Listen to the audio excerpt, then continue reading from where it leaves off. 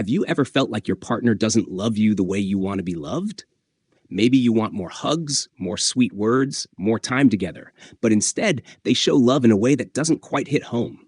And that disconnect can leave you wondering, do they really care about me? Or am I just not important to them?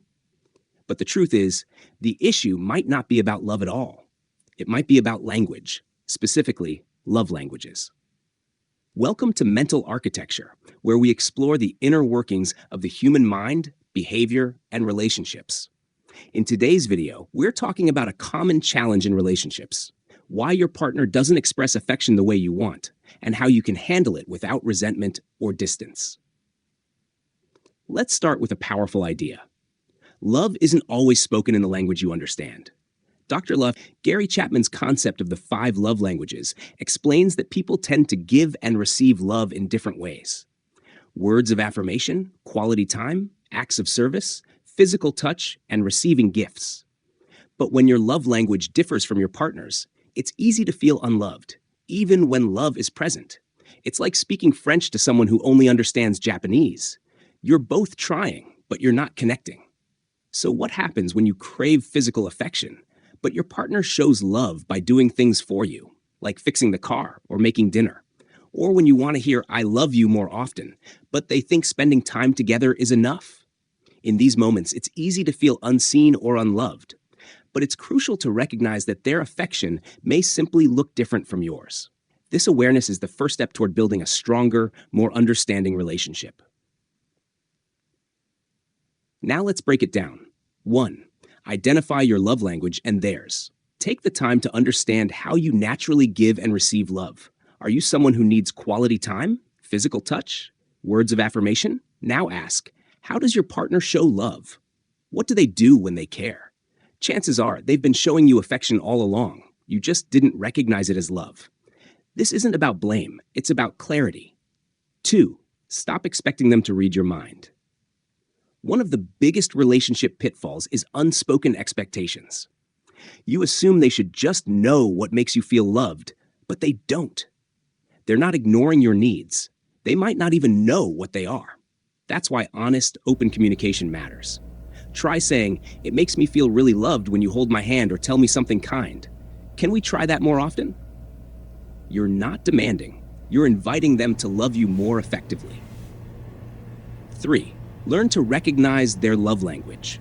Maybe your partner shows love by working hard, solving problems, or making sure you're taken care of.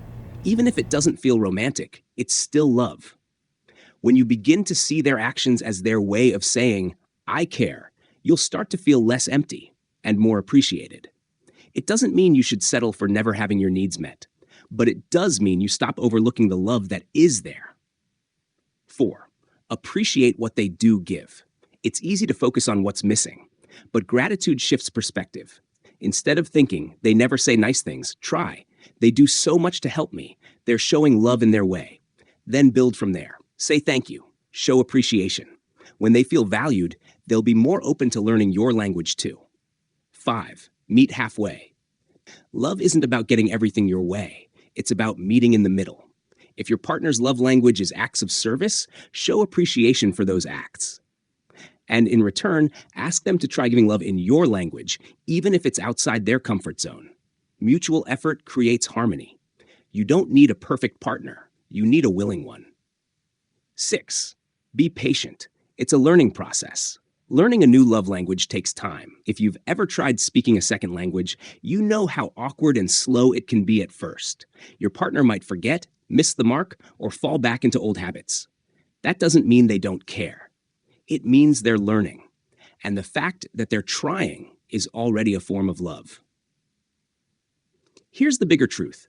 Most relationship problems don't come from a lack of love. They come from a lack of understanding. When you stop judging your partner's way of expressing affection and start decoding it, everything changes. You stop feeling unloved, and you start seeing the love that's been there all along, just waiting to be understood.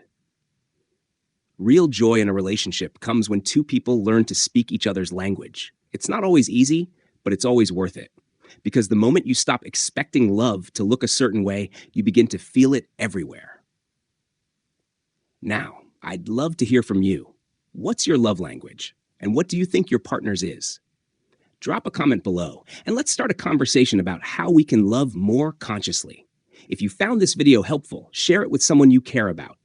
And for more insights on relationships, psychology, and human behavior, subscribe to Mental Architecture.